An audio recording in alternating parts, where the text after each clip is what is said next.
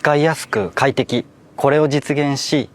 なおかつ SUV らしい力強いスタイリングを崩さない、個性的なデザインと使いやすさの両立を実現させること、これをコンセプトに開発スタートしました。 SUV らしい台形タイヤと取り回しの良さ、そして乗り心地、この3点をどう両立させていくかが開発で苦労したところです。取り回しの良さは運転者がストレスと感じる駐車場の切り返し、狭い路地での運転を意識しました。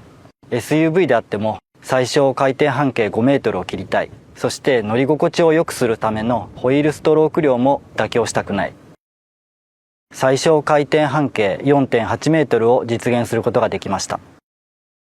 試乗の際はデザインや乗り心地を体感いただくとともに、ぜひ U ターンをしていただくなど取り回しの良さをご体感ください。